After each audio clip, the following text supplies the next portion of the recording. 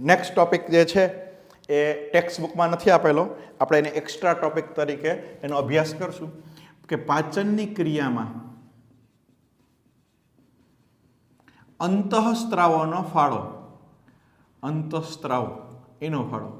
અંતઃસ્ત્રાવી તંત્ર ચેપ્ટર 22 ની અંદર આપણે બધા જ અંતઃસ્ત્રાવો વિશે માહિતી મેળવી હતી. ત્યારે કીધું હતું કે પાચનની ક્રિયાના અંતઃસ્ત્રાવો આપણે પાચન તંત્ર એની અંદર આપણે અભ્યાસ કરશું. દાખલા તરીકે આપણે જોઈએ કે કેટલા અંતઃસ્ત્રાવો છે એ પાચનની ક્રિયામાં ભાગ ભજવે.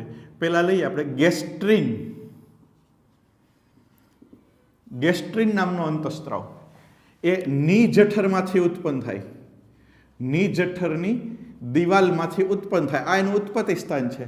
અને એનું કાર્ય વિશે માહિતી મેળવીએ તો એ જઠર ગ્રંથિમાંથી જઠર રસનો સ્ત્રાવ ઉત્તેજે. જઠર રસનો સ્ત્રાવ ઉત્તેજે. જેવો ખોરાક જઠરમાં પહોંચે, ખોરાકથી જઠરમાં પહોંચે એટલે તરત જ ની જઠરની દિવાલમાંથી ગેસ્ટ્રીન નામનો અંતઃસ્ત્રાવ હોર્મોન્સ મુક્ત થાય અને જઠર ગ્રંથિને ઉત્તેજે એટલે એમાંથી જઠર રસનો સ્ત્રાવ, જઠર રસનો સ્ત્રાવ જઠરની અંદર મુક્ત કરે. એટલે ખોરાક છે એનું પાચન જઠર રસ દ્વારા થાય. તો જઠર રસનો સ્ત્રાવ પ્રેરે એમ પણ કહી શકાય. તો જઠર રસનો સ્ત્રાવ પ્રેરતો અંતઃસ્ત્રાવ કયો આવશે? ગેસ્ટ્રીન. હવે આપણે એમ થાય કે ખોરાક જઠરમાં દાખલ થયો, એમાંથી જઠર રસ મુક્ત થાય છે, જઠર રસ મુક્ત થાય છે અને ખોરાકનું પાચન થાય છે. હવે ખોરાક જઠરમાંથી પક્વાશયમાં આવી ગયો, ખોરાક જઠરમાંથી પક્વાશયમાં આવી ગયો, આગળ વધી ગયો, પાચન પૂરું થઈ ગયું, જઠર ખાલી થઈ ગયું. તો જઠર રસનો સ્ત્રાવ ચાલુ ચાલુ રહેતો હોય છે તો કે નહીં, એની સ્વિચ ઓફ થઈ જાય. સ્વિચ ઓન અને સ્વિચ ઓફ. તો કે એન્ટરોગેસ્ટ્રોન બીજો અંતઃસ્ત્રાવ કયો છે? એન્ટરોગેસ્ટ્રોન અથવા ગેસ્ટ્રીન એમ પણ કહી શકાય, અથવા ગેસ્ટ્રિક પેપ્ટાઇડેઝ, GIP, ગેસ્ટ્રિક ઇન્હિબિટરી પેપ્ટાઇડેઝ. એ શું કરશે? પક્વાશયની દિવાલમાંથી ઉત્પન્ન થાય. કેમાંથી ઉત્પન્ન થાય? આ જે છે ઉત્પત્તિ સ્થાન છે બધાનું, શું છે? ઉત્પત્તિ સ્થાન. તો પક્વાશયમાંથી ઉત્પન્ન થાય અને એ જઠર રસનો સ્ત્રાવ બંધ કરાવે. જઠર રસનો સ્ત્રાવ બંધ કરાવે. કારણ કે જઠર ખાલી થઈ ગયું, જઠરમાંથી જે કંઈ પાચન પૂરા થયા પછી ખોરાક હોય, જઠર પાક, એ પક્વાશયમાં આવી જાય. અને પક્વાશયમાં આવ્યા પછી જઠર ખાલી હોય ત્યારે જઠર રસનું કંઈ કાર્ય નથી, એટલે જઠર રસનો સ્ત્રાવ પણ બંધ કરાવે અને જઠર વલોવાની ક્રિયા અટકાવે. જઠરનું વલોવવું એટલે શું? આપણે કીધું કે જઠરની દિવાલમાં જે આયામ અને વર્તુળી સ્નાયુ હોય એને કારણે જઠર આમ બધી બાજુ ફરતું હોય, ગોળ ગોળ ફરે.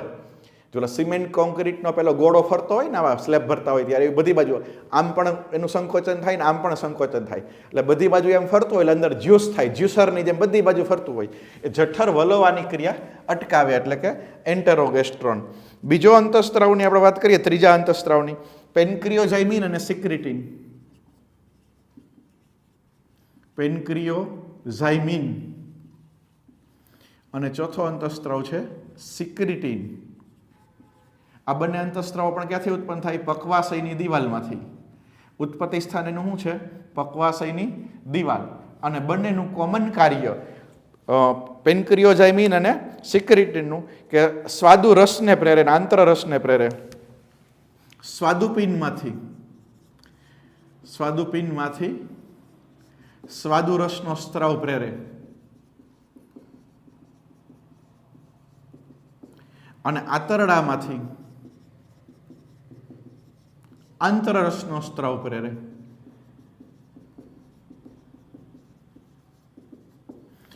પેન્ક્રિયોઝાઇમિન અને સિક્રિટીન બેની સંયુક્ત અસરથી સ્વાદુપિંડમાંથી સ્વાદુરસનો સ્ત્રાવ થાય, આંતરડામાંથી આંતરરસનો સ્ત્રાવ થાય. અને એ બે અંતઃસ્ત્રાવો છે એ ક્યાંથી ઉત્પન્ન થાય? પક્વાશયમાંથી.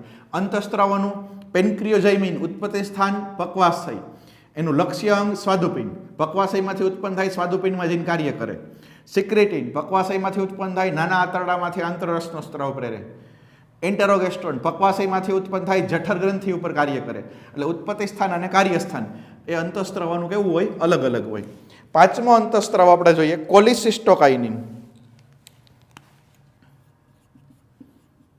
કોલિસિસ્ટોકાઇનિન CCK એનું પણ ઉત્પત્તિ સ્થાન પક્વાશય. બધા જ અંતઃસ્ત્રાવો કેમાંથી ઉત્પન્ન થાય? પક્વાશય. માત્ર ગેસ્ટ્રિન કેમાંથી ઉત્પન્ન થાય? ની જઠરની દિવાલમાંથી.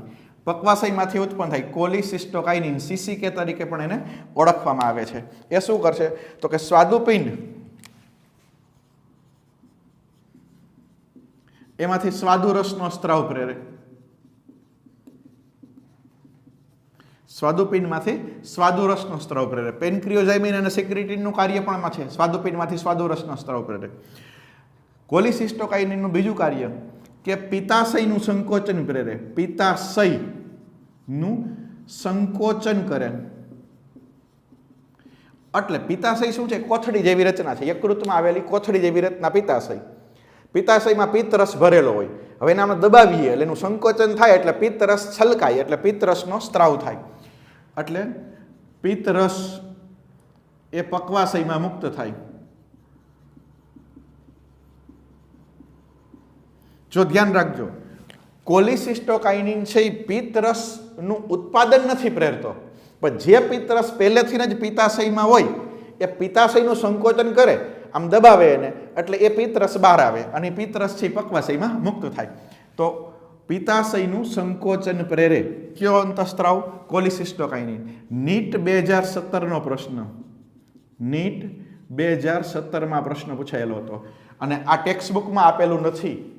ટેક્સ્ટબુકમાં આપેલું, NCERTમાં ક્યાં આપેલું નથી અને નીટ 2017 પૂછાયેલું છે. તો આ પાચન ક્રિયામાં અંતઃસ્ત્રાવોના ફાળાની અંદર આપણે ભણવું પડે એમ કહી શકાય. ત્યાર પછી જોઈએ તો ડ્યુઓક્રાઇનિન.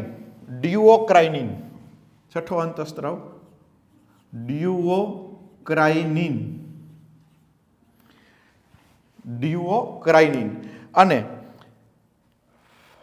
એન્ટેરોક્રાઇનિન. ડિયોક્રાઇનિન અને એન્ટેરોક્રાઇનિન સાતમો અંતઃસ્ત્રાવ છે.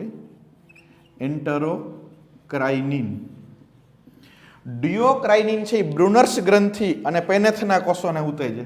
ડિયોક્રાઇનિનનું કાર્ય બ્રુનર્સ ગ્રંથિ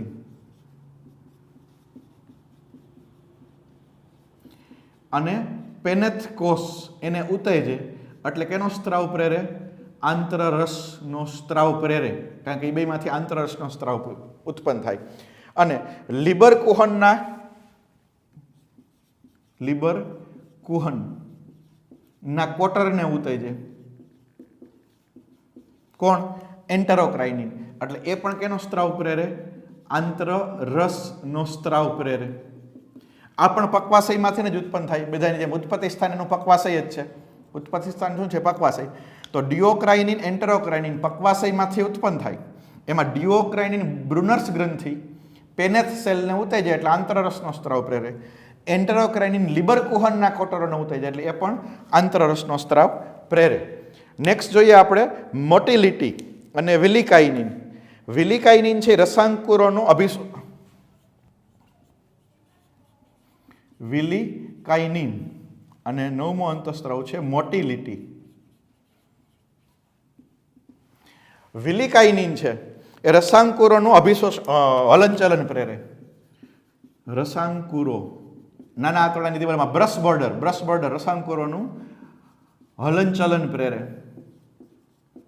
એટલે કઈ ક્રિયા ઉપર અસર થાય? અભિશોષણ ઉપર.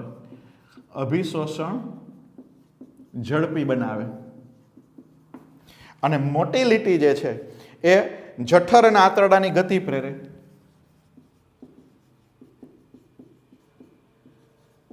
ગતિ પ્રેરે.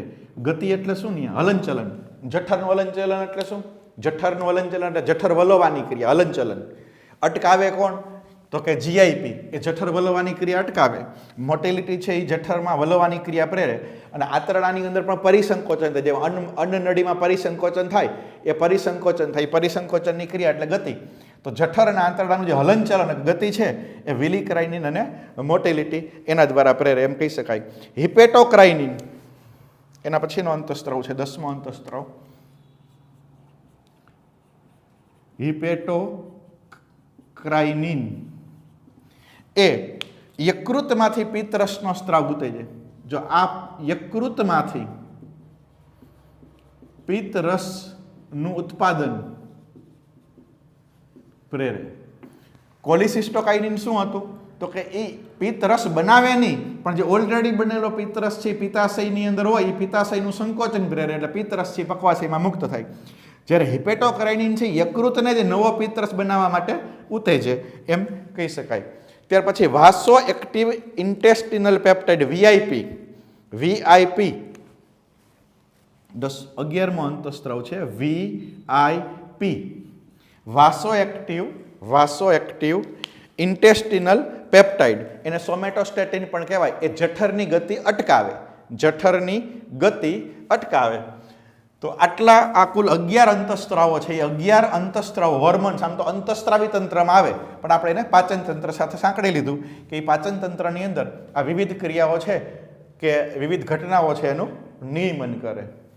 તો પાચનની ક્રિયામાં અંતઃસ્ત્રાવોનો ફાળો ટેક્સ્ટબુકમાં ટોપિક આપેલો નથી, પરંતુ નીટ માટે અગત્યનો કહી શકાય, કારણ કે ઓલરેડી એક વખત નીટ 2017માં પૂછાઈ ગયો છે, તો ફરીથી પણ પૂછાવાની શક્યતા રહે, તો એ જરૂરથી કરવાનો છે.